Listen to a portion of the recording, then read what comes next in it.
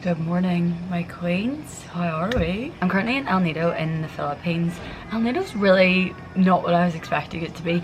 I don't know, I think I actually didn't do too much research into the Philippines because Vietnam was first. And because of that, I just kind of went off like the most popular places and didn't actually look into what those places were like, if that makes sense. So that's completely on me. But yeah, we've had a lot of instances of places just not being what we thought they were. But then we've also had the other way around of places being like so much more amazing than we thought they were. So I don't know, it's kind of like you're always gonna get both, I reckon. And to be fair, even the places that are maybe a little bit more crowded and like really touristy and verging on a bit tacky sometimes, and even those places, like, it does come with its perks. It's easy to book tours. It's obviously really touristy for a reason, like there's lots of beautiful things to do on the island or around the island. It also usually means there's great food options, especially as a vegan. So, you know, I'm not complaining. We are actually coming to the last few days of our trip, which is crazy. I think we've got 3 days left. And you know what? I'm very ready to come home. I'm looking forward to coming home. I'm looking forward to not living in a bikini. I don't know how like Australians or anyone does it where they just like live in a bikini all year round, because I actually could never. I actually don't think my body reacts very well to, well, I don't know, I do come alive in the summer, but then on the other side of that, it's like my body doesn't really like it very much. I think it's a combination of like the constant sun cream, the mosquito spray, the sweat, pool water, seawater, like everything, and I just get like really bad breakouts on my chest and even on my bum, and also the shaving rash. Weeks on weeks of just over shaving is just not good for you. I'm over it. Although I was on the phone to my mum the other morning and she said it was 4 degrees. 4 degrees at the end of April. It's supposed to be coming into summer. But we've been having a really nice time in El Nido. We've honestly just been taking it so chill, just going to different beaches every day, eating lots of nice food, drinking lots of nice cocktails. Yeah, that's honestly just been our time in El Nido. We were going to spend today going around the island on the motorbike and seeing all the like waterfalls and I don't know, the things you can do on this island, as opposed to like going on a boat somewhere and doing that, because we were on a boat there for 4 days. We did a 4-day boat trip, so we were kind of like, let's leave the boats for a minute and just like enjoy what's on this island. And then we spoke to someone and they said that there's no water in the waterfalls because it hasn't rained in so long. Like, because we're approaching now the very end of summer. It's about to come into rainy season, so obviously the last time it was rainy season was nearly, well, not a year ago, but you know what I mean, like nearly a year ago. And yeah, apparently it's all dried up because there's been no rain, so we've had to rethink that plan. We're not going to go to the waterfalls anymore. We're just going to go spend the day on Leo Beach, which is, I think, only maybe like a 10, 15, 20 minute drive, something like that from here. But it looks like there's loads of nice things there. There's like loads of nice cafes, restaurants, there's a taco bar, a couple of beach bars. There's a yoga place that has daily classes on at 9 AM, which we said we were going to make, but we did not make because we slept in. And they've got one at 4:30 PM. So I think we're going to try and go to the yoga class at 4:30. We did actually get up and do a little circuits thing this morning outside of our accommodation. I don't know why we've waited this long to do that. Like, we're now on the last 3 days of our trip and we decide to finally take out the resistance bands and the skipping rope and do a little circuit thing outside, and we felt so good for it, and we were like, why have we not done this before now? It's so hard to exercise in the heat when you're not used to it. Like, the sweat, I'm not a sweaty person, but the sweat when you're not used to exercising in the heat and you do it is just on another level. I thought I was going to be able to go for runs out here, like runs in this heat. Was I for real? In 35 degrees, that was never happening. I mean, you probably could if you got up early enough. Like, if you were like a 5 AM riser, you could probably go on a nice beach run, maybe, if you were feeling adventurous. But let's be real, who's getting up at that time on their holidays? There's a little walking route I've seen you can do near the beach we're going to, so we'll maybe do that. I don't know, I kind of want to do something. I don't want to just sit on the beach all day. I'll get too much sun for a start, and also I just get a bit restless. Also, the book situation at the minute, I don't have anything to read, and when I don't have anything to read, I can't sit there for that long. So I need a good book to keep me entertained. Oh, well, to be fair, I could listen to a good podcast. I actually have a lot of editing to do. I don't know what I'm talking about. I should do that. Anyway, we're gonna go to the beach. We're gonna do some yoga. That's really all there is on the cards for today. That's the plans. Nice chill day. I'll give you a little tour of our accommodation though. It's quite cute. The room is a lot smaller than it looked online. Like there's not a lot of space by the time both of us have all of our luggage and stuff unpacked. But the actual place is really cute. It's all little bungalows. Hey! These are our new hats that Adrian made us on our boat trip. They're made from coconut leaf. But yeah, it's all like little bungalows, and then there's a pool over here. We did go in the pool earlier after our workout, and I'm not gonna lie, it kind of stank a little bit. And it was like making my dry skin sting, which is not a good sign. Yeah, I don't really know what's going on in that pool. Anyway, these are our hats we got. Look. It's not the most wearable of hats. Don't think I'll be kicking about in it, but lovely souvenir. Yeah, this is our little terrace. We actually haven't even sat here because we've just been going out for breakfast, seeing as it's not included. Our room's a bit of a mess, okay? I'm sorry, we just got laundry done, so all the laundry's like sitting on the bed. Anyway, this is the room. It's very simple, just a little bed and a place to hang your clothes up, and my shit is just absolutely everywhere. Yeah, sorry, we're not gonna look at that. And then we've got a little ensuite, and that is all. Over here is really cute actually. It's called CED Villas. This little area is cute, but as I said, we haven't really been making use of it because we've just been going out for food. We were quite surprised at the prices of accommodation here. I think it was because we just came from Vietnam though, and obviously Vietnam is like so incredibly cheap, and you get like really, well, maybe really good is a bit of a push, but you do get good accommodation for pretty cheap. Whereas here, if you want like even just basic, it is a lot more pricey, but then it's probably still not as pricey as home. I don't know, I feel like my gauge on prices, or like whether something's cheap or expensive, is a little bit skewed just because of coming from Vietnam. So I'm kind of like a bit confused now, because then we were with Australians who were just like holidaying in the Philippines, coming straight from Australia and going straight back to Australia, and they were like, oh my god, everything's so cheap, but yeah, we were being like, everything's so expensive. So then that made me be like, okay, wait, maybe it's not, I need to rethink this. But then also everything in Australia is so expensive, so then it's gonna seem even more cheap here to them. I don't know. Anyway, we were just a little bit surprised. We have treated ourselves to the odd nice hotel. There was one, where was it? It was in Coron, and we'd booked an Airbnb, and on the Airbnb pictures it looked like just a really basic like studio room apartment. It looked like it had a little kitchenette, an ensuite, double bed, aircon. Yeah, like it wasn't pretty by any stretch of the imagination, but like it was just a basic studio apartment. And we arrived and it was like this box room with another box room attached to it with bunk beds in it, and then the thing that they made look like a kitchenette was actually a shared kitchen that you had to pay to use.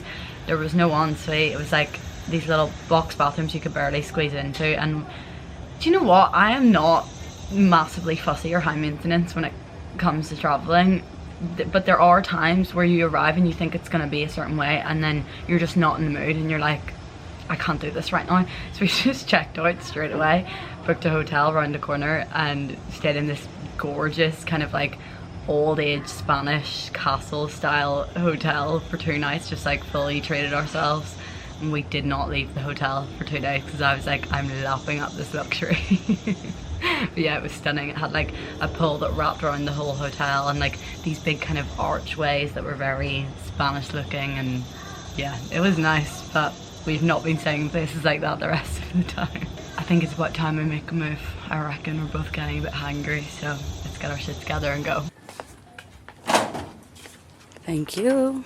This is our little bike. We haven't named her. Do you want to give her a name? Rhonda. Rhonda the Honda. It's a Filipino name. Yeah, Rhonda. Like Rhonda is? no, I said what's a Filipino name? Oh, right.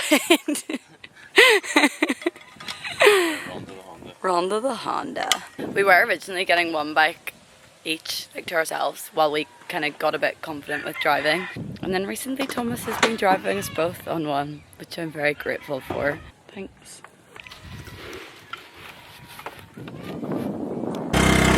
Let's go.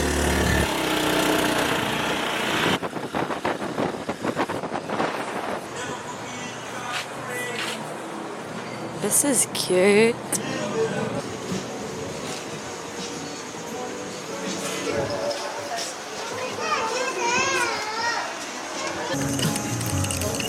Got a little breakfast burrito. What is it? Oh, it's beans.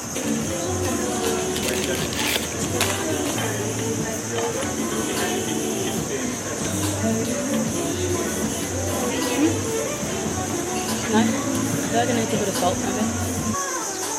Can I have a wee bit of chili? Yeah. Thank you. Thank you. Straight to the bakery because he's not full. I knew he wouldn't be, that was tiny.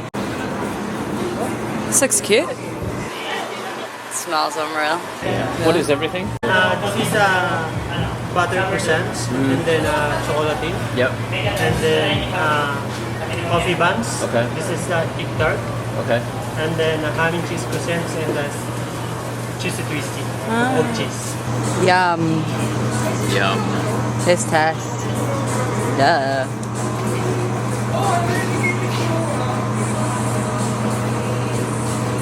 So good. See these everywhere? They're kind of like a Filipino pasta de nata, yeah. So nice. Let's see the inside. It looks a lot more like bready than a pasta de nata. Yeah, there's more like pastry. Yeah. It's such a beautiful beach. Look at this. This one? I think this is part of that like hotel though. Hello, sorry, quick little interruption with an ad from Natracare. These are all so beaten up because they've been in my bag for the last 2 months. Anyway, one of the best things I did packing wise for traveling was make sure to bring all of my Natracare period products for the whole 2 months I'd be here, so for 2 periods. The thing is about lots of Southeast Asian countries, and I'm sure other parts in the world as well, is that for some reason it's really difficult to find period products when you're here. Like, you could be on an island and there's just like one shop that stocks them, so if that shop is closed when you're in trouble and you need them, you're screwed. And sometimes that shop will be out of stock. It actually happened to my friend. We met up with a couple of friends on one of the islands and it happened to her and she couldn't find them anywhere. But yeah, secondly, when you do find them, half the time they're extortionate. So I mean, save yourself the money, save yourself the bother. Bring all your Natracare goodies with you if you're going traveling. Also, not to mention the fact that all of the Natracare products are so eco-friendly. They're plastic free, they're biodegradable, their tampons are made from organic cotton, which is why they're my absolute faves. I think as well, especially when you know you're gonna be, like, I've not been out of a bikini for the last month in the Philippines. You just wear bikinis every day, you're doing water activities every single day. So tampons are such a go-to for me in that scenario because you just know you're safe. The Natracare Safe to Flush wipes have also been a bit of a godsend for me the whole time I've been here. The toilet situation, it's different every single place you go. Sometimes there's no toilet roll, and these have had my back every single time. Like, the amount of times these have come in so handy, not just for me but like for other people around me, whether that be for using on the toilet, on your period, to wipe your hands when you're somewhere that doesn't have a sink, let's say. These are just a very good multi-purpose product. Now, they are called the Safe to Flush tissues because they have been trialed and tested in the UK and they're all good to flush down your toilet there. However, you actually can't put like anything in the toilets here, so obviously these just go in the bin here. Also, a new fave is the Natracare Intimate Wipes. This is a smaller pack, so it's really handy for carrying around in like your little bum bag and everything.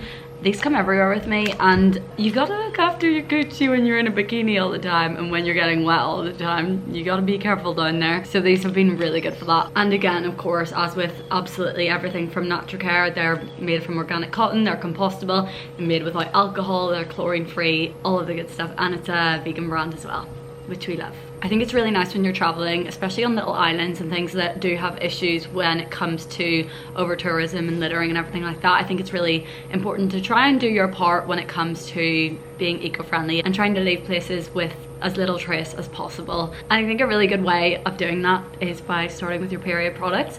We also have like a refillable water bottle that we make sure to always use instead of buying bottled water, because most accommodations and restaurants and things will have like big tanks of drinkable water anyway. We also carry around our own little sets of cutlery and reusable straws. We haven't had to get a single plastic straw. But yeah, shout out to Natracare. Don't know what I would have done without them this trip. Carrying all my Natracare goodies has really saved my back because I've got my period at the worst possible times. Like, think of the worst possible time on a trip you could get your period, like when you really don't want to get it, when it's the most inconvenient, and that's the times I've been getting it.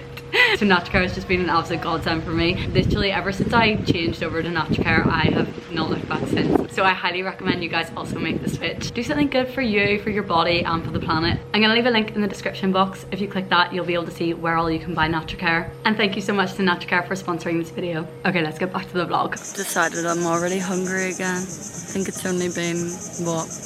How long has it been? 3 hours, not even 2 hours. 2 hours. I'm gonna go get some more food. We passed a nice looking cafe called Plant and Harvest. It's fully vegan and does mostly like Filipino food but vegan versions of it. Kind of want to go there. And then I need to get journaling because I swear I'm like a month behind now. I don't even know if there's point doing it at this stage, but I kind of would like to go home with a semi-completed journal and have it as a little keepsake. So that's my plan for this afternoon. Oh yeah, also that yoga place doesn't have classes on a Sunday. Well, sorry, it does. It has the morning class on, but not the afternoon one. So yoga is now out of the question. It's a full beach day for us. We're thinking we'll just get up tomorrow morning and either go to, well, actually no, there's probably no point coming back here because it's a little bit of a drive. There's one closer to us that has yoga on every morning. So yeah, we're gonna save it for tomorrow. How good does this look? I haven't had a big bowl of pasta with garlic bread in the longest time.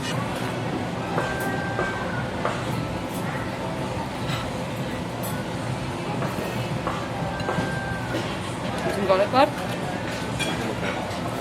You sure?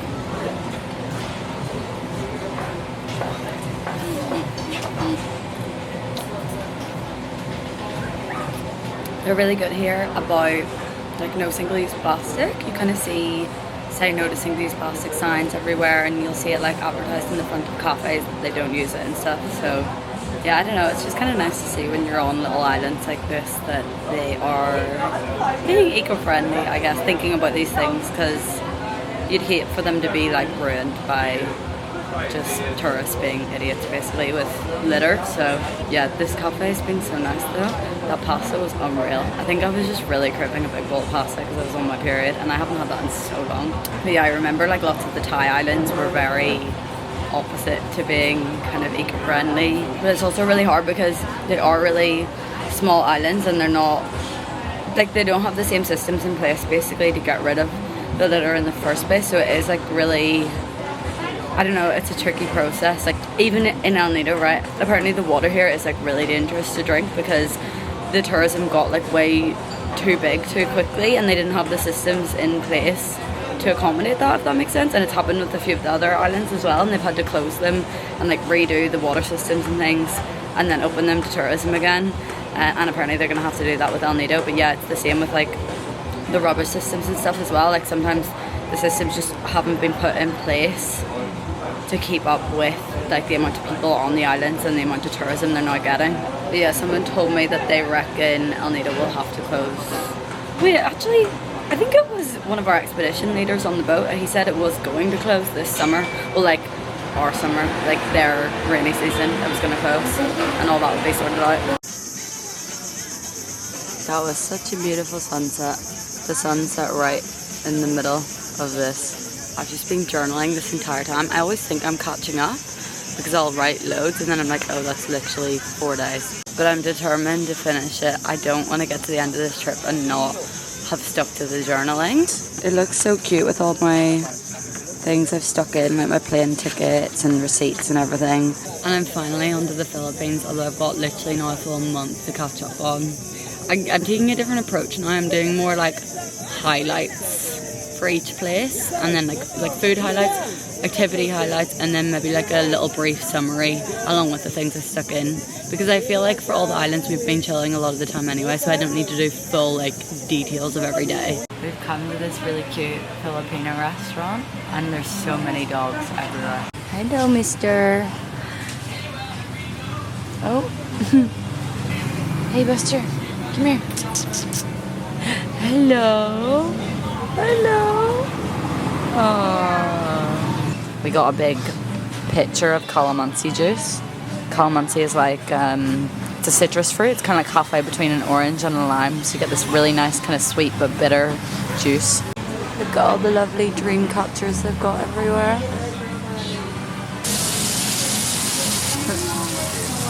Thank you. Wow. I went for the tofu sisig and I got it extra spicy.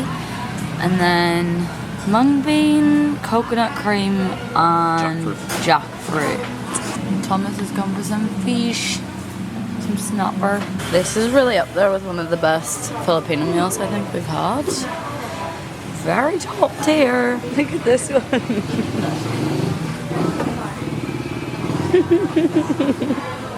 Hello, you. I didn't show you there, but Thomas got dessert and it was like sweet spring rolls. So like fried banana with different other sweet things in them and then like in a spring roll. And then we also got, this is their coffee menu.